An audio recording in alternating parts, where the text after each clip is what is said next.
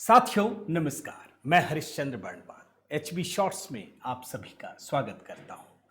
दोस्तों, अरविंद केजरीवाल जो नैतिकता की ठेकेदारी करते हुए दिल्ली के मुख्यमंत्री बन गए, दुनिया के सबसे ईमानदार खुद को कहते थे और सबसे बड़े भ्रष्टाचारी निकले।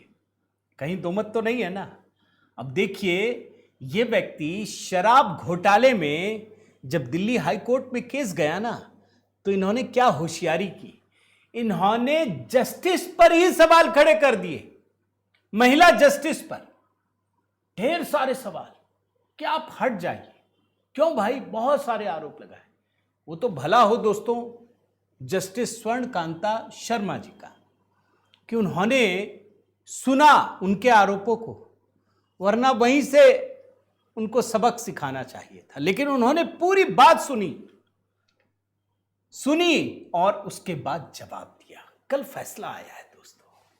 आज मैं आपको बता सकता हूं तर्कों का जवाब देते हुए कैसे हाईकोर्ट ने अरविंद केजरीवाल का नशा उतार दिया है। शराब घोटाले में बुरी तरह से आकंठ डूबे अरविंद केजरीवाल किस तरीके से सिस्टम की धज्जियां उड़ाते हैं, किस तरीके से हीरोपंती झाड़ते हैं। खुद वकील बन के जाएंगे, उस समय भी उनका उतारा था। लेकिन कहते हैं बेशर्मी की कोई सीमा नहीं होती। जहां शर्म की बेशर्मी की सीमा खत्म होती है ना, वहां से तो अरविंद केजरीवाल शुरू होते हैं। इस बात को ध्यान रखिए। अब देखिए, मैं आपको दिखाता हूं, कल उनको झटका लगा, बहुत बड़ा झटका लगा। वो बोल रहे थे कि जो जस्टिस हैं स्वर्णकांता शर्मा मैडम जस्टिस है, हट जाइए मेरे केस से। अरे क्यों हट जाए बताइए। आरोपी जो है उल्टा चोर कोतवाल को डांटे, सुना है ना। यहां उल्टा आरोपी जो है जस्टिस पर ही सवाल खड़े कर रहा है। गजब कहानी है दोस्तों। अब देखिए, मैं आपको जरा बताता हूं। यह मामला तो शराब घोटाले का है। हाई कोर्ट में मामला गया, जस्टिस स्वर्णकांता शर्मा इसकी सुनवाई कर रही हैं।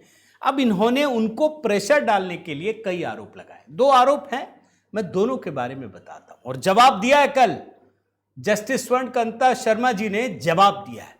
पहला आरोप यह लगाया कि आपके जो बेटे हैं वो केंद्र सरकार के पैनल में हैं, इसलिए आप निष्पक्ष नहीं रहेंगे, आप हट जाइए।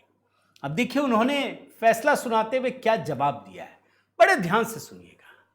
उन्होंने कहा कि आप आरोपी हैं, आपने कई बातें कही, कोई ठोस सबूत तो आपने दिया नहीं, सिर्फ कहा आपने कोई ठोस सबूत अपनी मांग को सही साबित करने के लिए अदालत में पेश नहीं किया। इसके बजाय उनकी ईमानदारी और निष्पक्षता पर सिर्फ आरोप लगाए गए। और क्या बात कही है दोस्तों, जरा सुनिएगा। अगर मैं मामले की सुनवाई किए बिना खुद को सुनवाई से अलग कर लेती हूं, तो इसका मतलब होगा कि मैं एक जज के तौर पर अपनी जिम्मेदारियों से पीछे हट रही हूं। ये केजरीवाल बड़ा खेल कर रहे थे।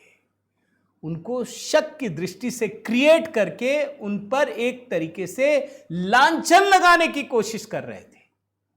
किस हद तक कोई इंसान गिर सकता है, जरा सुनिए।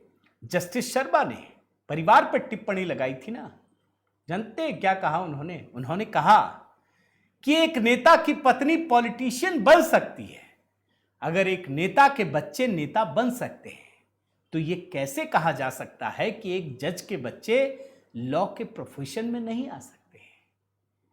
केजरीवाल अपनी पत्नी को सर्वे सर्वा बना देते हैं, अपने बच्चे को भी अभी लाएंगे, लेकिन जज का बेटा लॉ प्रोफेशन में नहीं आ सकता। ये कैसे खेलते हैं आप समझ रहे हैं ना। ये वही आदमी है ना जो सबके बारे में बोल रहे थे, लालू का बेटा, इसका बेटा, उसका बेटा, खुद ही उसी में जाके धंस गए। अपनी पत्नी को सर्वे सर्वा बना दिया, जेल गए तो ऐसा सिस्टम सेट किया कि इनकी पत्नी ही सर्वे सर्वा हो गई। दूसरा आरोप क्या लगाया, अरविंद केजरीवाल ने कहा कि जस्टिस शर्मा अधिवक्ता परिषद के कार्यक्रमों में शामिल होती हैं, यह आरएसएस से जुड़ा हुआ है। बस इतना है। अब इसका जवाब क्या दिया उन्होंने, सुनिए। यह कार्यक्रम कोई राजनीतिक कार्यक्रम नहीं था। इनमें वक्ताओं को कानूनी विषयों पर बोलने के लिए बुलाया जाता है। पहले भी इस देश के कई जज ऐसे कार्यक्रमों में भाग लेते रहे हैं। सिर्फ मुझे लेक्चर देने के लिए बुलाया गया। इस आधार पर मेरे ऊपर राजनीतिक पक्षपात का आरोप नहीं लगाया जा सकता। उन्होंने कहा, यह कैसे कहा जा सकता है कि सिर्फ मैंने किसी वकीलों के संगठन का कार्यक्रम अटेंड किया इसलिए मेरा दिमाग बंद हो गया होगा और मैं मामलों को निष्पक्ष तरीके से नहीं सुनूंगी। केजरीवाल ने सिर्फ अधिवक्ता परिषद के कुछ कार्यक्रमों को चुनकर रिकॉर्ड पर रखा है, जबकि यह अदालत नियमित रूप से नेशनल लॉ यूनिवर्सिटी, कॉलेज, अस्पताल, वकीलों के विभिन्न मंचों के कार्यक्रम में शामिल होती रही हैं। जजों को उनकी न्यायिक भूमिका में आमंत्रित किया जाता है। ऐसे संवाद में किसी भी तरह की राजनीतिक विचारधारा के लिए कोई जगह नहीं होती। केजरीवाल का दिमाग दरअसल बंद हो गया है। फिर तो ये कह देंगे, कोई जज अगर कहीं प्रधानमंत्री के साथ दिख गया तो ये बोल देंगे कि आप तो उनके साथ दिखे थे, आप हट जाइए। सोचिए दोस्तों, अरविंद केजरीवाल कैसे सिस्टम को धज्जियां उड़ाना चाहते हैं, किसी को बदनाम करना चाहते हैं। लेकिन मैं खुश हूं दोस्तों कि जस्टिस स्वर्णकांता शर्मा जी ने जिस तरीके से केजरीवाल को उनके हिसाबों का जवाब दिया और यह तय किया कि मैं ही सुनूंगी, यह न्यायिक व्यवस्था के लिए एक सकारात्मक कदम है। मैं निवेदन करता हूं दोस्तों, जरूर अपनी राय दीजिएगा, कमेंट दीजिएगा। कोशिश रहती है कि बहुत संक्षिप्त में आपको एचबी शॉर्ट्स में बड़ी खबरें बता सकूं। आपके कमेंट का इंतजार रहेगा दोस्तों। लाइक कीजिएगा, शेयर कीजिएगा। अगर चैनल आपने सब्सक्राइब नहीं किया है तो जरूर कर लीजिएगा।